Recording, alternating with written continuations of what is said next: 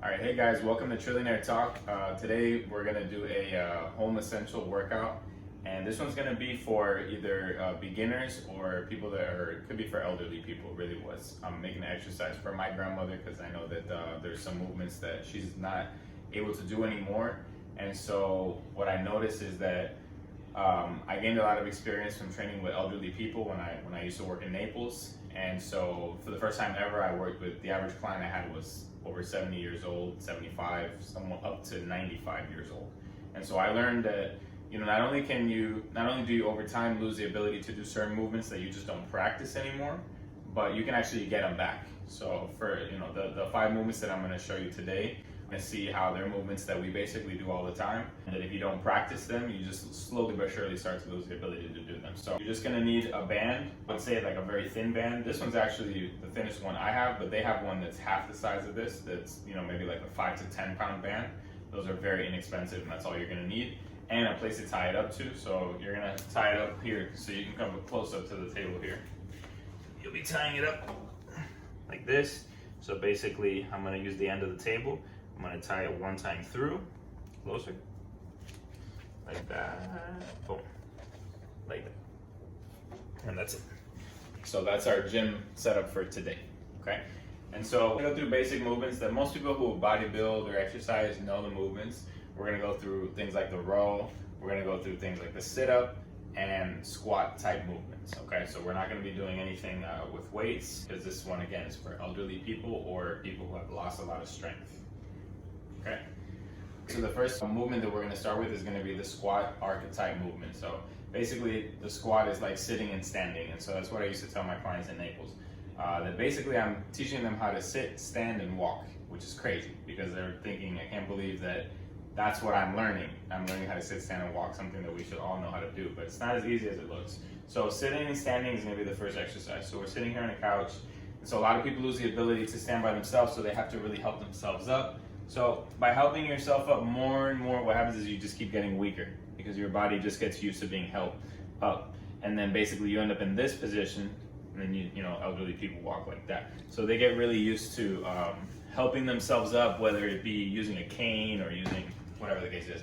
So in this particular exercise, you can assist the person with the exercise. So you can like hold onto their hands if they're way too weak to do it on their own. You're gonna hold on to their hands, so they're just gonna do like a standing squat, and then you're gonna slow and controlled sit back down. Okay. Okay.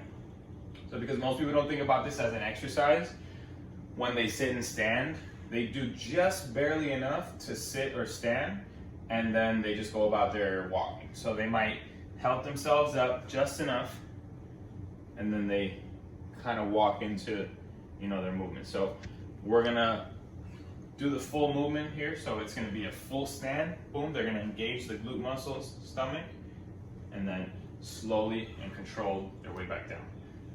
Whether it be with help or by themselves. They can do it by themselves, all the better. I'll say you can do, depending on their level, between 10 and 20 reps. So 10 and 20 times up and down. And if they're getting help, basically what you wanna do is to progress them over time, help them less and less. Okay, so they'll do at least 3 to 4 rounds of that a couple of times a week, at the very least. Okay, and so the second movement is going to be a row. And so the reason why the row is such an important movement is because those muscles in your back are involved in your posture. So the worse you are at rowing, the worse your posture is going to be. So you have to practice rowing all the time, the rowing archetype position, in order to maintain good posture, because those are the muscles that are involved in that. And so the only way to do that is to have a way to pull with resistance. Okay, so in this case, we've got our genius little gym device here. So we're gonna just pull back like that. Okay, so I was saying that you need to get a band that's thin enough that you're able to pull at least 10 to 15 times, and one that's heavy enough that when you pull that amount of times, you feel the exercise. You don't want it to be so light that you're just kind of going through these and they're super easy. So again, so you're just gonna pull back, boom, boom. And in this case, I'm making a little bit of a compromise because I have to pull from the bottom, so because the table leg is pretty low. But that doesn't matter, because the point is we're trying to get people to exercise that are not exercising at all, okay? And so this 20 reps of this, or 15 to 20 reps of this is gonna be gold for a person like that. So, and again, we're really trying to, so the cues here are a nice tight grip, make sure the elbows get as far back as possible, and make sure that they get into this nice postural position. Remember, good posture means good breathing. So if your posture is good, your postural muscles are strong, you're gonna breathe better. You're gonna live longer, okay? Very important stuff here. So again, pull back, squeeze, back, squeeze. However thick of a band the person needs to be able to feel about 15 to 20 reps, feel a nice burn back there. And then maybe their last rep is close to failure, and then they take a break.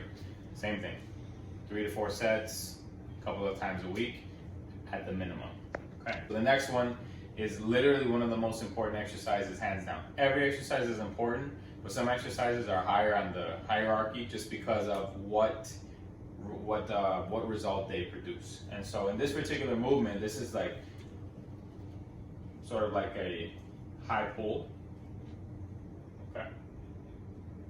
So you're getting that delt exercise. So the muscles that are involved in here, there's mainly your rear delts, so the muscles that are in the back of your shoulder, okay? Again, a postural muscle, very important postural muscle, because that's the one, you know, when you're got really bad rounding of your shoulders, you know, chances are your front delts and your chest muscles are very, very tight and shortened, and then the ones in the back are loose and weak, okay? And so this is gonna help open that up. So the row is gonna start that process, and then that high pull is really gonna get you that upper back structure, okay? So we're pulling. Again, it's not the optimal angle, but you know, when you gotta make a compromise, you gotta make a compromise so that you can get results. And if you have somewhere that you can tie this up to that's a little bit higher, it would be better for this exercise. But for now, this feels great. And so we're keeping the hands wide here. See how they're pretty wide? We're not bringing them in too close like this. That's a different exercise. We don't want to do that. We're holding them wide enough to where our hands end up well outside of our head. Okay, well outside of our head and above the shoulder. Okay. Just like that. And the same deal on the reps. Okay, you can already feel the burn on that one. And one last tip for that one, make sure that those muscles are like stabilizer muscles, and they like to, they need a few seconds of time under tension in order to start the growth process for those muscles. It's a different type of muscle group. So, you know, it's gonna be more of a slow and controlled squeeze with a little bit of a pause at the top. So you're gonna squeeze, squeeze, squeeze. So just a little bit more emphasis on the squeeze than other workouts. But don't think too much about it, just get it done. Okay, last one we're gonna do is gonna be one for the arms. And so this is gonna be for the biceps. And again, what we're gonna do is we're gonna grab it like this. So we're grabbing both sides. And you're just going to pull up. Okay, so again, this is a bicep workout, but if I sit in this position here without any back support, I could use back support. So if the person that you're working with, or you're watching it and you're working yourself, you feel like you're really tired, especially after the first few, and you need that back support, that's fine. You can make sure that your chair is all the way up, and you can lean back and do this exercise.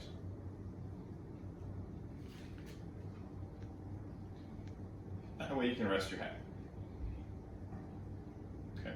So if you've gotten to the point where you decided that you really want to get in shape, and you know you've gotten out of shape, mainly again because time has gone by, you've gotten older, it's harder to work out, but you decide I'm gonna do this, then you're gonna do whatever it takes. So you're like, okay, my back's a little tight, so I'm just gonna sit back, but I'm gonna keep doing it. You're not gonna give up, okay? So, but if you're feeling particularly good, you can just lean to the edge of the chair, sit on the edge, posture up, and you're gonna do that bicep curl like that. So make sure your feet are pressing down really hard into the ground. And again, you see how we're getting that slow and controlled movement. Okay.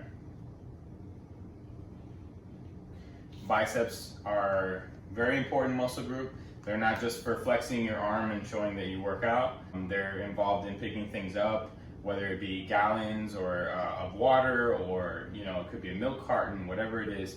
I noticed that people start losing the ability to grab things and pick them up, and then they just think everything is heavy, but it's not the case. It's just that they're getting weaker, and things obviously are just, sometimes they're heavy, but people are getting weaker. So working your bicep muscles maintains the ability to grab something and pick it up, which is an extremely important task, especially if you've lost that movement, you know what I'm talking about, because it's just terrible. Okay, so the last thing is going to be a sit-up. Okay, so this one's really cool because this is an ultra modified sit-up here. So, okay, I figured if you don't have a way to lean back into a chair like this, then I'll give you another modification after this. But if you do have a way to extend your legs and lean back a bit, this is a great position. So what you're going to do is put your feet on that platform there, and then you can grab onto the sides, and you're going to sit up like that. Okay.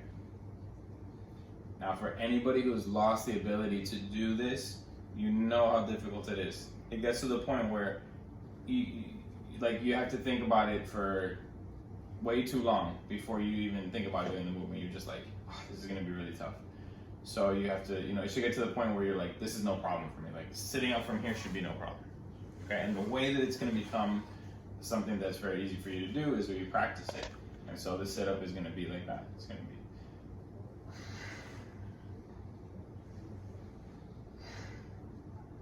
This is basically a sit-up. All we've done is added a couple of props that are gonna help you out. So you have this thing to place your elbows on, you have this helping you out. So this is taking half of the movement out of the equation.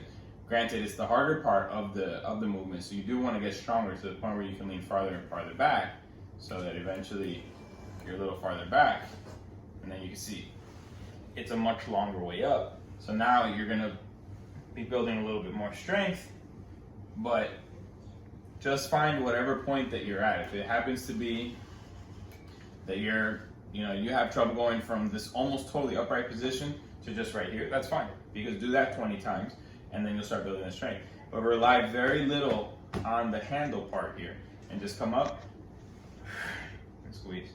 Try to rely as much as you can only on your core muscles, and that's what's going to build the strength.